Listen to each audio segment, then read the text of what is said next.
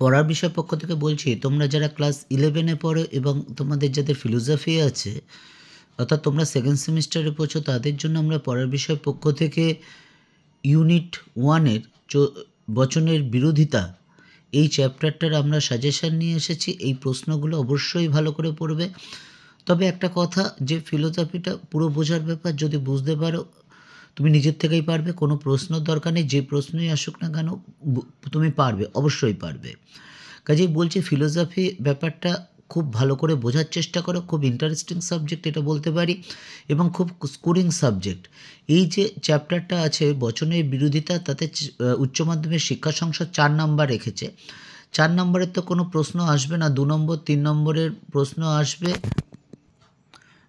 2, 3 এবং 6 নম্বরের প্রশ্ন আসবে। কাজে এই চ্যাপ্টারটা যেহেতু 4 নম্বর আছে, 2 নম্বরের প্রশ্ন আসবে।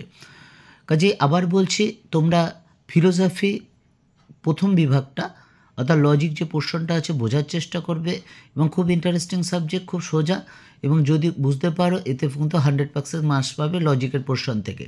তা চলো আর কথা না বলে শুরু করি। বচনের বিরোধিতা দুটির সত্য কী, অর্থাৎ বচনের যে বিরোধিতা, তো বিরোধিতা কাকে বলে? আমরা খুব সোজা, যদি দুটি নিরপেক্ষ বচনের উদ্দেশ্য আর বিধেয় এক থাকে, কিন্তু গুণ অথবা পরিমাণ অথবা গুণ ও পরিমাণ যদি আলাদা হয়, তাহলে বচন দুটোর পারস্পরিক সম্পর্ককে বচনের বিরোধিতা বলে। তাহলে এই দেখো 4টে আমরা কন্ডিশন বললাম।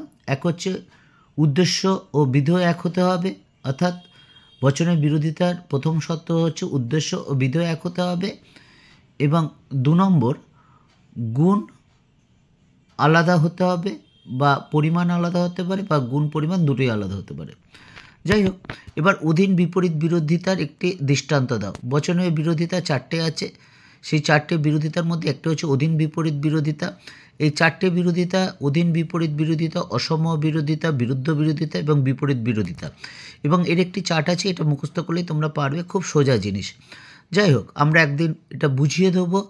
কাজে তোমাদের যদি মনে হয় তোমাদের ভালো লাগছে বা উপকৃত হচ্ছে, চলে চ্যানেলটি অবশ্যই সাবস্ক্রাইব করো। 3 নম্বর প্রশ্ন, অসম বিরোধিতার একটি দৃষ্টান্ত দাও। 4 নম্বর, বিরুদ্ধ বিরোধিতা কাকে বলে? 5 নম্বর, বিরুদ্ধ বিরোধিতার মূল সত্য দুটি উল্লেখ লেখো। 6 নম্বর, বিপরীত বিরোধানুমানের সত্যমূল্য নিয়মটি লেখো। 7 নম্বর, অধীন বিপরীত বিরোধিতার সত্যতার নিয়মটি লেখো। 8 নম্বর, অসম বিরোধিতার সত্যতার নিয়মটি লেখো। 9 নম্বর, অ্যারিস্টটলের মতে বচনের বিরোধিতা কয় প্রকার ও কী কী? দেখো ডান দিকে লাল কালি দিয়ে সাল লেখা আছে, এগুলো সালের এগুলো কিন্তু পুরনো সিলেবাসে এই কোশ্চেনগুলো কিন্তু এসেছিল। 10 নম্বর প্রশ্ন, কোনো মানুষ নয় সৎ, এই বচনটি অসম বিরোধী বচন নির্ণয় করো। কোনো মানুষ হয় বুদ্ধিবৃত্ত সম্পন্ন, এই বচনটির অধীন বিপরীত বিরোধী বচন উল্লেখ করো। অর্থাৎ তোমরা যদি বচনের বিরোধিতা করতে পারো এবং বুঝতে পারো, তাহলে কিন্তু এগুলো সবগুলো করতে পারে, কোনো মুখস্থর ব্যাপার নেই। তারপর দেখো 11 নম্বর, যদি ও বচন সত্য হয়, তাহলে তার বিরোধী বচনের সত্যমূল্য কী হবে? আমি আর বলছি না, যেহেতু অনেক সময় লাগবে, তোমরা একটু দেখে নিও।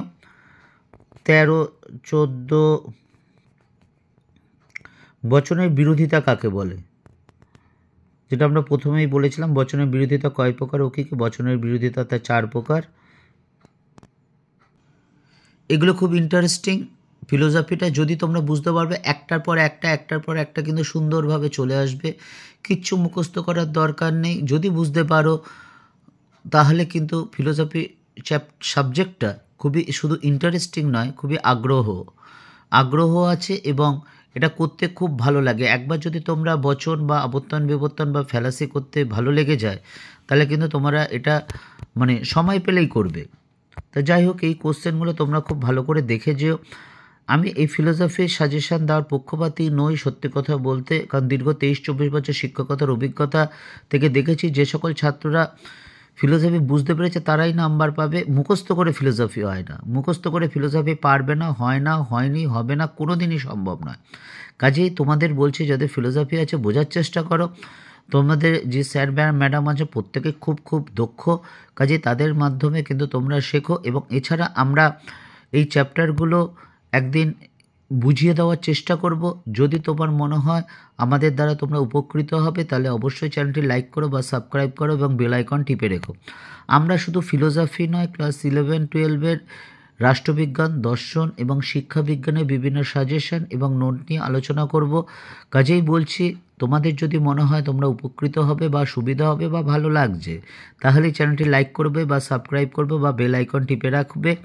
অগ্রিম শুভেচ্ছা রইল। শুধু সেকেন্ড সেমিস্টার ভালো পরীক্ষা দেবে তার জন্য না, উচ্চ মাধ্যমিক অর্থাৎ থার্ড সেমিস্টার, ফোর্থ সেমিস্টার খুব ভালো পরীক্ষা দাও এবং কলেজে গিয়ে তোমার পছন্দ মতো বিষয় বা সাবজেক্ট নিয়ে যাতে পড়াশোনা করতে পারো, তার জন্য এখন থেকেই কিন্তু খুব ভালো করে পড়াশোনা করো।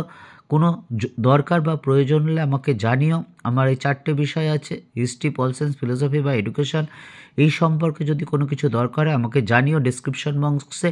আমি আমার অভিজ্ঞতা মতো বা আমার সাধ্যমতো অবশ্যই তোমাদের সাহায্য করার চেষ্টা করব। পড়া বিষয় পক্ষ থেকে এতটুকুই। অগ্রিম শুভেচ্ছা রইল সকলের জন্য।